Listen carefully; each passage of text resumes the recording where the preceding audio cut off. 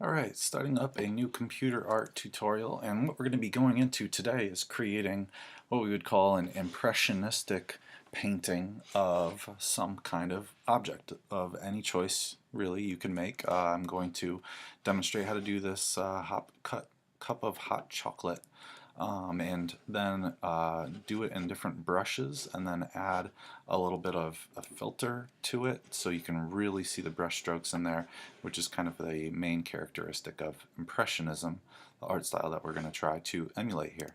So what we're going to do is first search for an image of any kind to start with. I'm going to start with this same image here that I had Google searched for, hot cocoa. I'm going to copy it, go back to Photoshop, and go File New. My clipboard size should be the size I need it, so I'm just going to go ahead and create and then hit Command V to paste. So now that I'm in here, I'm going to create a new layer, and this is where I'm going to do first an outline drawing or sketch of this particular object. And the brush I'm going to want to use is probably just any old brush, pretty small. I'd say 5 is probably a good size for a line. To go around here, make sure your active color for your foreground is black right here. And on this layer too, we're just going to do a tracing. So that actually brush was making a lot of spots because I am in my wet media brushes, I believe. So I just want to go to basic brushes, and we're just going to take, like I said, a 5, just a regular brush is all we want. And I'm just going to click and drag and go around all the parts of this object. So I'm going to start by turning the opacity down a little bit, make it a little bit easier to see what I'm going around here. I'm going to pretend that I'm just kind of going, oops, click back to layer 2 before you continue drawing. I'm going to pretend that I'm just looking at the cup here, not really the napkin. So I might have like a ridge on it, it looks like, that goes along the bottom there. And this can be a pretty rough outline. Like you saw in the example, we are going to basically just turn this into kind of a digital painting, essentially. But first, it's kind of nice to have an outline that kind of tells us where certain things are going to be once we get to painting them. Kind of like how in actual painting you would probably do a sketch before you jump into the painting. Sometimes it's an underpainting, which you might do before you do a painting over it. So that works pretty good for, like I said, a pretty rough outline here. I'm gonna kind of trace along the bottom of that little shape there. And cool, that should be good for us to get started into. So what I'm going to do now is create another new layer. This is going to go underneath this outline here. So your outline is going to be your top layer. We're going to put up some color on the middle layer and take this and probably turn the opacity back up, because I'm going to be sampling a little bit of colors from this image. So I'm going to use my eyedropper tool, which is right here underneath the crop tool, and just going to click in the general area of a color that I want to get, maybe right about here. And what I'm going to do now is go into my brushes, and I'm going to choose mainly either between the two choices of wet media or dry media. Pretty much those are kind of the best options as far as what we want to go with. I'll start with the wet media brushes here, and you may want to just kind of mess around and click on some of these. Start with one, maybe put the size up to somewhere pretty decent, like 30 or so. Again, depends on the size of the image or the size of the file you're working on, but just kind of test them out and hit Command Z and then go back, click on another one, Command Z, go back, click another one, and just test out what a few of them are going to look like to get an idea of what they feel like before you go. Some of them are way bigger, like you can see with that one, than it looks like in the preview, so you kind of have to turn the size down with some of them. So, alright, so that's actually a pretty nice brush right there. I like that one to start with, so I'm just going to kind of paint right in here. Command Z. Make sure you're on your layer that you made that's in between your outline and your photo. You don't want to paint right over the photo.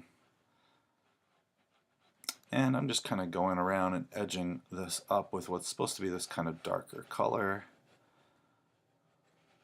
Just adding a little edging to that. You can see I went outside the line a little bit there.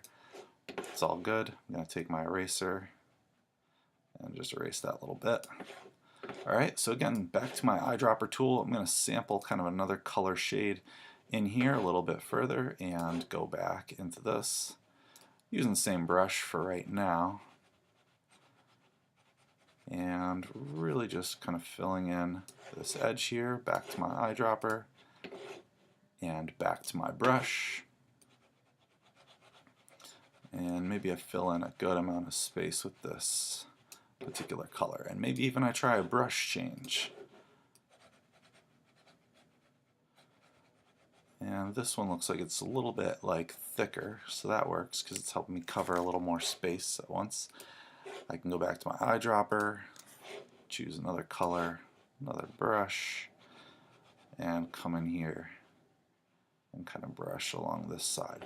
Now if I were to turn off the image underneath, you can see what I've got. Got some brushy sketchiness kind of going on in here, and maybe I can work on this layer a little bit with the image gone behind it and just kind of get this to be a little more smooth. Maybe I'll choose a different brush here and go back to my eyedropper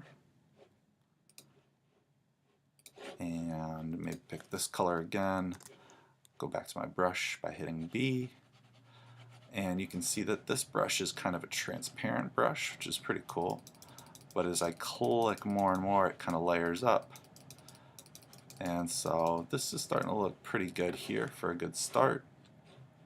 I'm going to turn this image back on for reference. I want to use my eyedropper to collect this color from down in here and then go back to my brush tool. I think I'm going to take something more of the brush, like the brushes that I was using before, that were a little bit heavier. I'll turn this image back off. Yeah, that's going to work pretty good for this color down here. And it's okay if you get a little bit brushy with this particular assignment. We want the final result to kind of look like it's been hand painted. So it can be a little rough at some points. It's not really a big deal.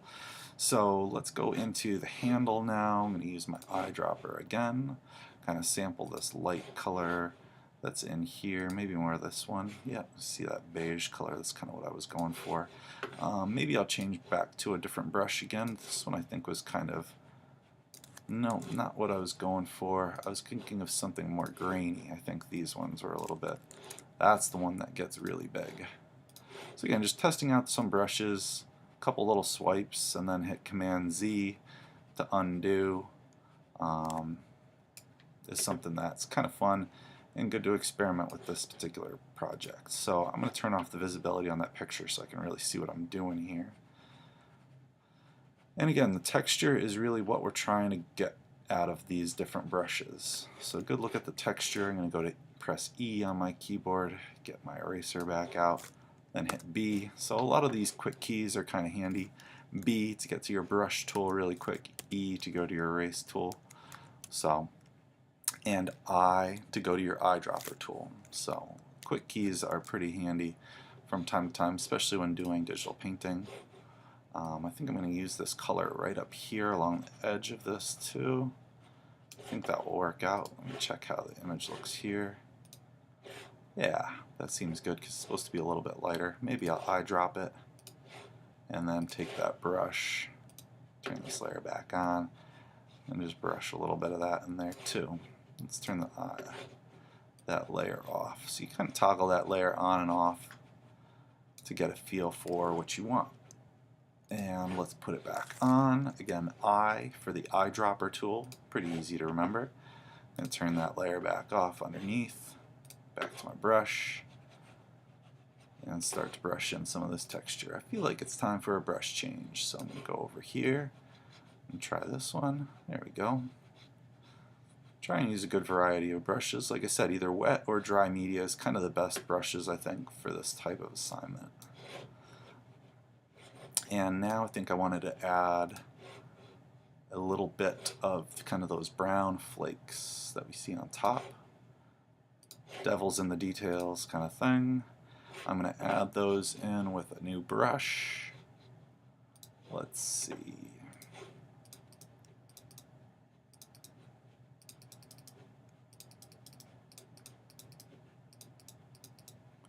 Alright.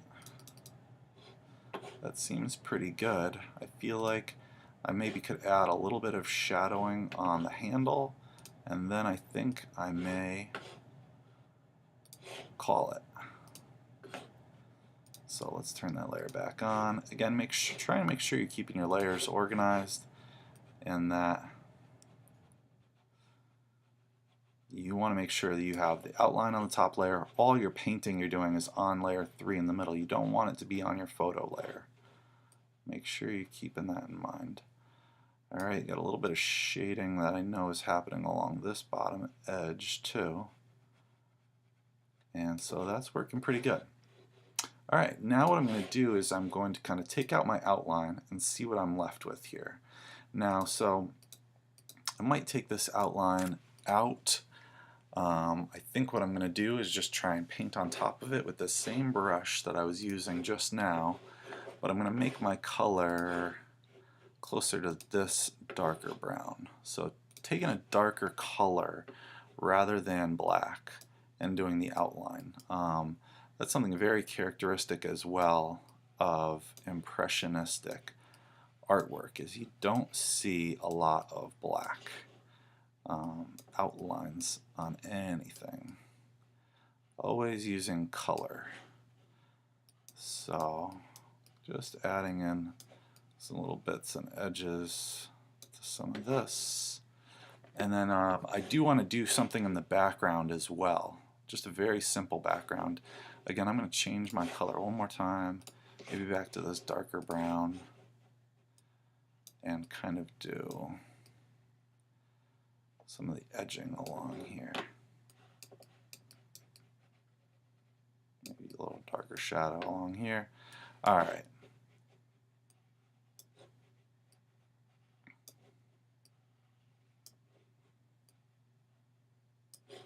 Just about got this.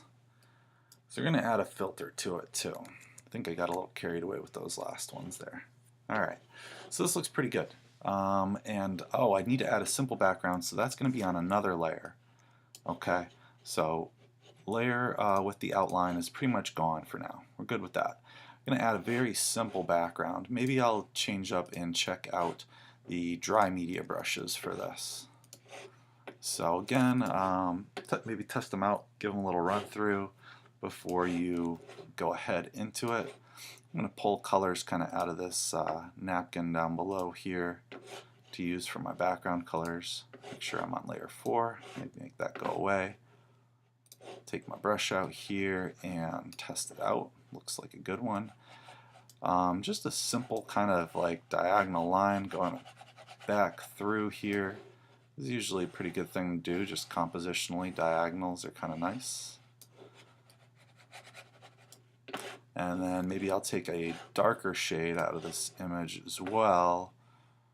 Again with my eyedropper, and then turning this visibility on this layer off again. Paintbrush, and just kind of adding a little bit of like a shadow around this guy. And then I'm going to add another color up in the top here. Let's see if I'll sample something out of here, maybe in the middle here. It's kind of like grayish purple. Should do okay. And I'm just going to brush that kind of behind everything here. Okay, cool. So this is good to go. I'm going to add a little filter action in here, where if I go to filter at the top and down to stylize is what I was looking for, and then I'm going to add an oil paint filter here, and let's see what happens. So it kind of is going to blend up your colors and kind of add some of these swirling marks. Now the levels you may want to play with. Stylization, if we turn that up, Let's see what happens to some of those lines. We may want to turn on lighting. Lighting, oh, there we go. The lighting is really what kind of, I guess, adds in that depth that you see with the paint strokes now really coming out. So you can mess with this stylization. As you can see, as I move stylization down, the amount of smoothness in here isn't as good. So I'm going to keep the stylization up a little bit higher. It kind of smooths out those lines a little bit more. Maybe keep it around 6 to 8, somewhere in there. Cleanliness, if we turn that down, you can see how rough the paint marks get. So we're going to keep that up pretty high, maybe around 9. And then our scale is probably the width of the marks. So if we turn those down, it's going to make our marks much smaller. That looks pretty good, actually. So keeping that around 2, and then bristle detail. If we turn that down, probably going to kind of simplify some of the shapes just a little bit. That seems pretty good. All right, so I will say OK to that. The background actually looks pretty good with this, but I may add the filter to the background as well. Stylize and oil paint. And so as you can see, it just kind of adds a little bit of texture going on to that background there. You can try it without lighting, see how that goes. It doesn't seem to do too much without the lighting on there. And you can mess with the angle of the lighting too, so you get some different results with the direction of your light shining onto your canvas here. So I think I like this right here, maybe going, yeah, that works. I wanted this back to be pretty dark still. Alright, so there we go. We have an impressionistic painting, digital painting of hot cocoa. So there you go. I hope you have lots of fun and luck with your own project.